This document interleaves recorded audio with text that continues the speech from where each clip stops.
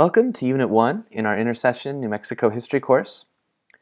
As you've read already, I'm sure, this intro unit is a little bit intensive. The reason is you need to look over the entire syllabus and get acquainted with all of the tools that we'll be using for the course over the next couple of weeks. We will be using digital history tools such as Twitter, Adobe Spark, and Tiki-Taki to complete our course assignments. And I do realize this isn't a class on using internet tools, but those are very powerful tools for helping us to engage with history and to make connections with other people who are having those conversations now as well, and also to help us think about what it means to be a good digital citizen, because that's becoming increasingly important in the world in which we live. Those are some of the reasons that I chose to use these things. So please look over the syllabus and everything, get a sense of where we're going over the next couple of weeks, and let me know whenever you have questions. I'm always happy to answer questions. If you send me a text message using the number that's listed in the syllabus and elsewhere, please make sure that you identify yourself, your name, the first time you send me a text. That way I'll know who I'm talking with.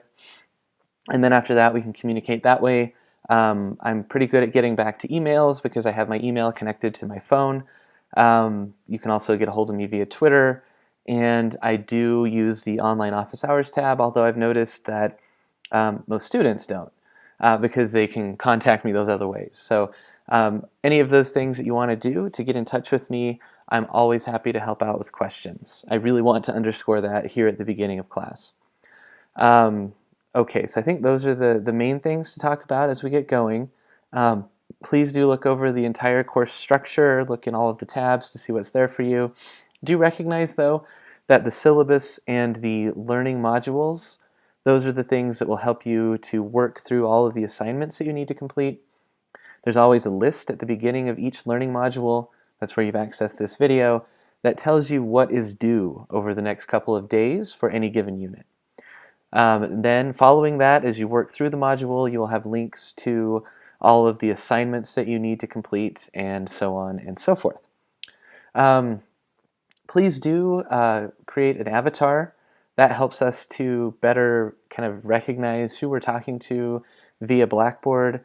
It's always helpful as well to have an avatar on Twitter, even if you choose not to have a picture of yourself there.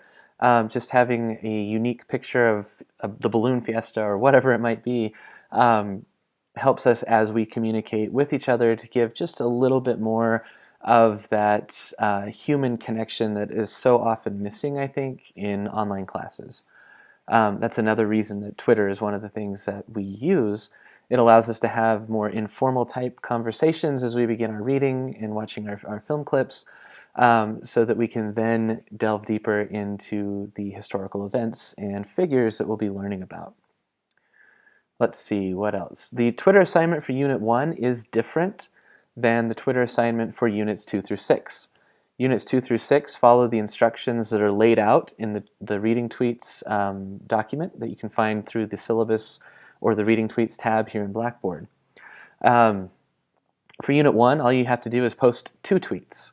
So if you don't already have a Twitter account, or if you do have a Twitter account, but you don't want to use your personal account for class, please create a new one.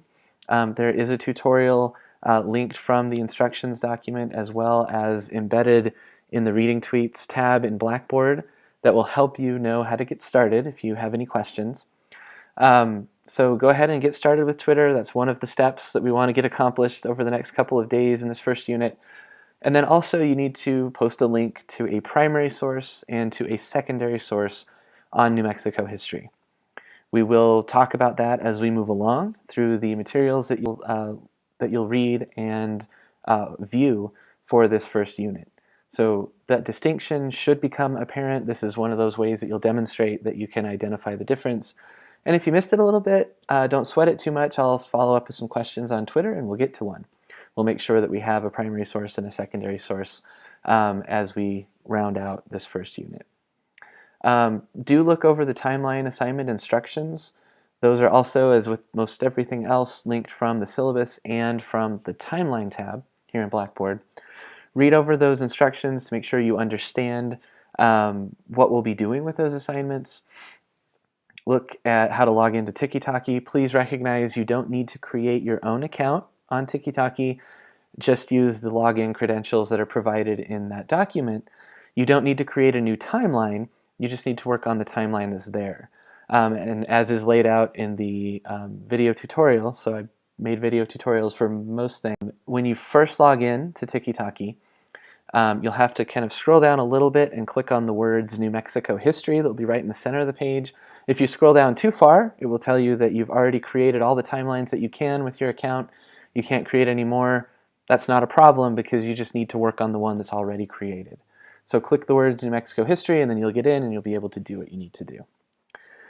Please ask questions whenever you have them. Please review those video tutorials, and I look forward to hitting the ground running.